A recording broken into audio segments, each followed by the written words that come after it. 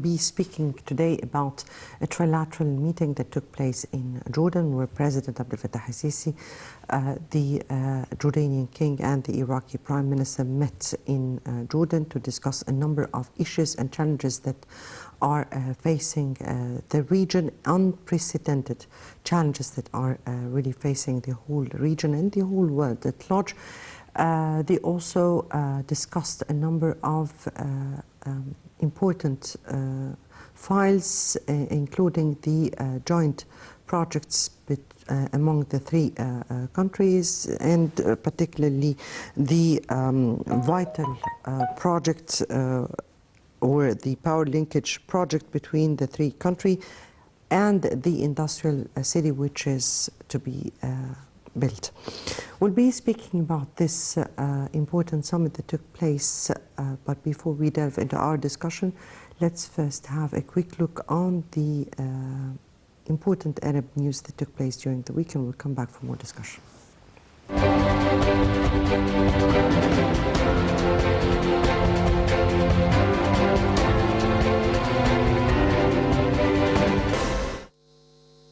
Arab League Secretary General Ahmed Abul Gheit addressed the Arab Economic Forum 28th round on Thursday in Beirut with the attendance of Lebanese Acting Prime Minister Naguib Mikati.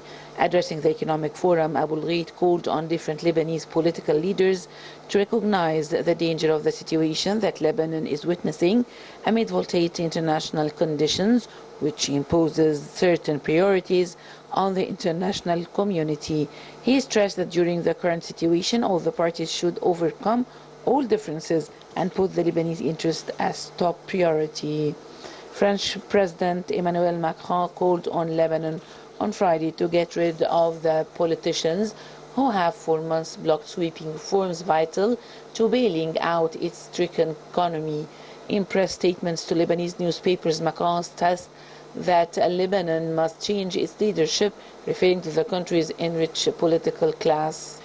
Iraq's prime minister appealed to visiting Italian counterpart Giorgia Meloni on Friday for closer economic ties with his oil-rich country suffering from power cuts and decaying infrastructure. Meloni, who leads the Eurozone's third-largest economy, is on her first bilateral trip outside Europe. She's on the pre-Christmas visit to Italian troops posted in Iraq. He invited to Iraq companies specialized in infrastructure, but also in the expoliation of gas. A government priority is to eliminate the highly polluting practice of gas flaring, a precursor to oil extraction, which contributes to global warming. Israeli shelling has targeted the Damascus area, but Syrian air defenses intercepted some of the missiles. The Syria official news agency Sana on Tuesday reported explosions in the vicinity of Damascus. The Syrian Observatory for Human Rights War monitors said the strikes hit Hezbollah weapons depots, killing 2 people. The aggression resulted in the injury of 2 soldiers with some material losses. A Palestinian was killed and 5 others were wounded by Israeli fire while Israeli occupation forces were storming West Bank city of Nablus on Thursday. The Palestinian Health Ministry said Ahmed Atif, 23, a footballer from the nearby town of Tulkarm, sustained bullet wounds to the back and foot. The violence came just hours after veteran Israeli hawk Benjamin Netanyahu announced he had formed a new government, returning to power as head of the most high-wing coalition in Israeli history. Saudi Energy Minister said Riyadh will insist on all OPEC Plus members to participate in decisions. He said OPEC Plus managed to live with all challenges, including geopolitics. He insisted that latest developments proved OPEC Plus decision right. The Saudi Energy Minister retreated that OPEC Plus will first and foremost focus on market stability in coming years.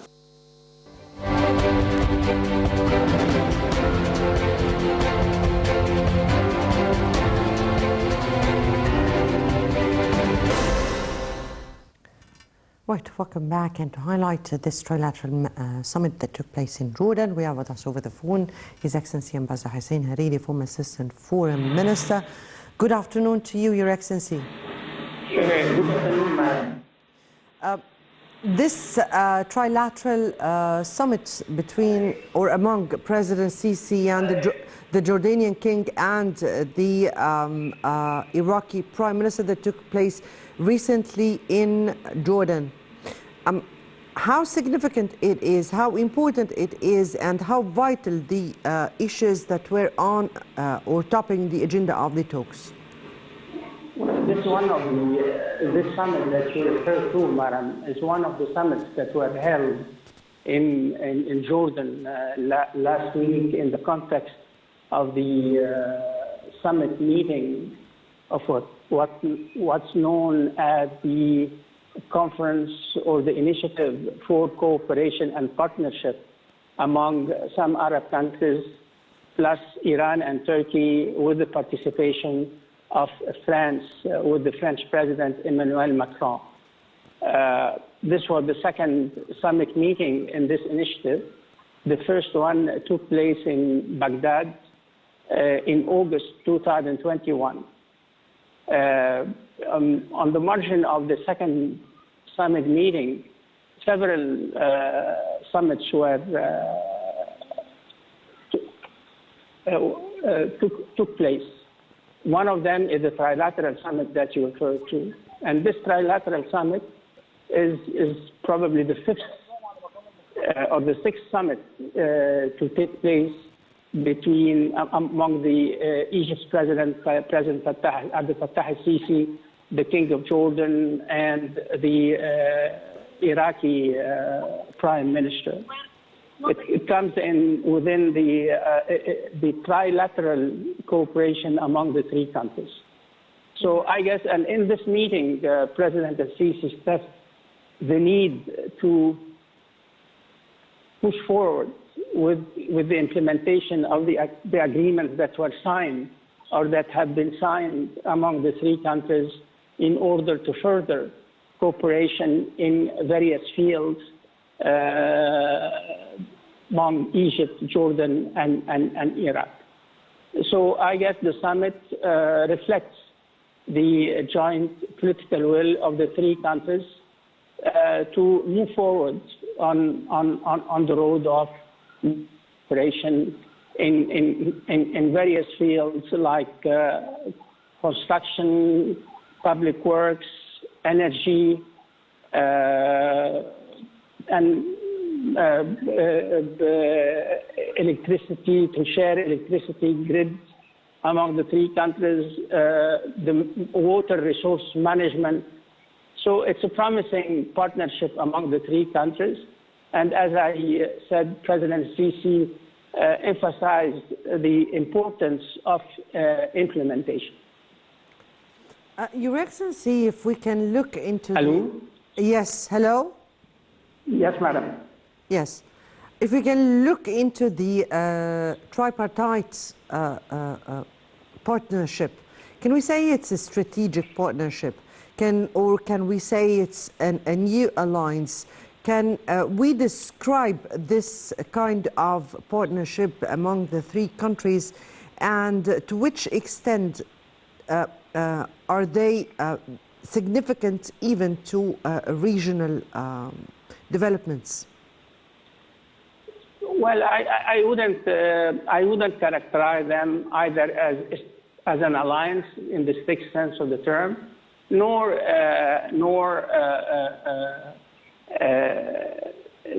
look at it from a strategic point of view. It's I guess it's a partnership. It's an economic, commercial partnership among the three countries, and at the present stage, it's not more than that, personally speaking. And I guess the three countries do, on many occasions, have said that they are not forming an alliance. They are not forming any axis within the Arab world. On the contrary, they are getting together to cooperate in the economic, commercial, and the energy sectors, so that they can promote their interests in these fields. And in this context, I guess this is a very constructive idea. This is a very effective approach. And we recall, of course, in that last June, the three countries got together at the summit level in Sharm el-Sheikh, and they were joined by some Gulf leaders. So, and the three countries, Egypt, Jordan, and Iraq, have made clear that this is a partnership that is open to any Arab country that is interested in joining forces with them in this context of this partnership, madam. On the sidelines of this meeting, there was this important gathering with, as you said, respectively, the French president who was attending this summit. How do you describe that? What were the points of discussions or the main focus in this meeting with the French president?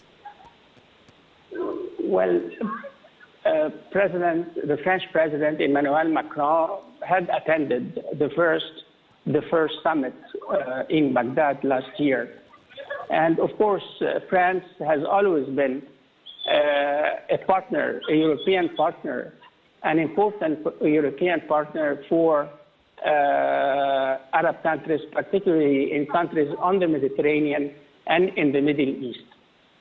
And I guess the participation of President Macron in the second meeting in Amman testifies to the interest and the will of the French government of France to be a participant, to be a stakeholder in the security and stability of the Middle East.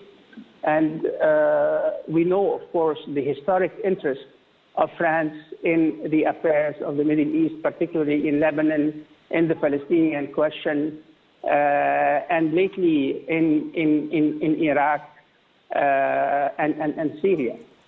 So France is really a reliable partner for the Arab countries, for Egypt, in the affairs of the Middle East and in all international and regional efforts aiming at finding peaceful solutions to the crisis in this region. The power linkage projects between Egypt, Iraq, and Jordan, how do you view the importance of such a linkage, and how would that serve the interests of the three countries? Well, I guess every country among the three have a comparative advantage in one field of various fields, and all of them stand to benefit from sharing in this respect. So one of the promising projects is to link the power grids among the three countries. You, of course, madam, you are aware of how important energy has become for the national security, not only for Egypt and the three countries in the Trilateral Cooperation Initiative, but for all countries in the world. So pooling the resources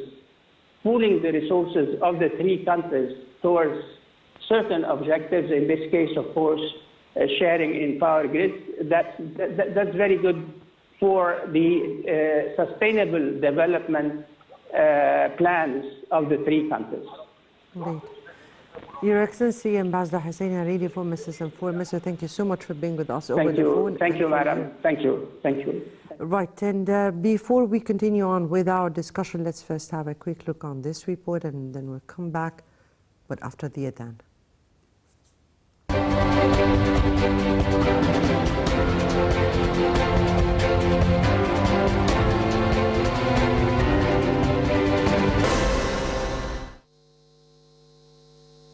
President Abdel Fattah el-Sisi participated in a trilateral summit with Jordan's King Abdullah II and Iraqi Prime Minister Al-Sayed Mohammed Shia in Jordan on Tuesday. Presidential spokesman Bassem Radi said the summit tackled means to enhance joint cooperation among Cairo, Amman and Baghdad. It took place within the framework of historic and brotherly ties that bind the three nations. The summit also took place with the framework of the intensifying consultations and coordination on the latest developments in the Middle East region, which is witnessing unprecedented challenges that threaten the Arab and Middle East security. During his address to the Baghdad Conference for Cooperation and Partnership, inaugural session of the conference being held in Jordan's Dead Sea, President Sisi said the conference is a chance to exchange viewpoints with Iraq and review cooperation fields. Sisi expressed appreciation for reconstruction projects in Iraq through the best employment of its resources. He said that the meeting aims to stress commitment to relations between countries. He also said the cooperation mechanism with Jordan and Iraq aims to deepen integration among Cairo, Baghdad and Amman. Arab representatives to the Baghdad conference included Saudi Arabia Foreign Minister Faisal bin Farhan. Addressing the inaugural session of the conference, bin Farhan stressed commitment to preserving Iraq's sovereignty and stability. He said Riyadh backs Iraq's reconstruction projects and electricity linkage projects. For his part, Kuwait Prime Minister Sheikh Ahmed Nawaf Al-Sabah said his country is working on getting back Iraq's position in the region. Al-Sabah retweeted that cooperation among the countries of the region is important to face challenges on the international stage. The Foreign Minister of Bahrain, Oman and Iran also addressed the inaugural session, stressing the importance of cooperation and partnership among the region's countries. And EU Foreign Minister Policy Chief Joseph Borrell gave a speech before the inaugural session. He said the efforts are being exerted to closely cooperate with the region's countries, especially on climate issues. The GCC Secretary General and the Organization of Islamic Conference Deputy Chief also addressed the gathering. Also addressing the summit, Arab League Secretary General Ahmed Abul Ghait said the meeting is a main platform to boost cooperation. Abul Ghait noted that the Iraqi government had taken the responsibility of rebuilding the trust of the Iraqi people and achieve their aspirations. The Arab League chief warned that regional interventions harm the stability of Iraq and the region on larger scale. On the Palestinian cause, Abul Ghait stressed that the international community must bear the responsibility for the deteriorating situation in the occupied Palestinian territories.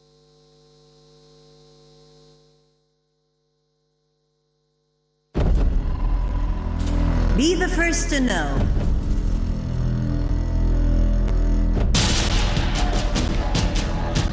The news live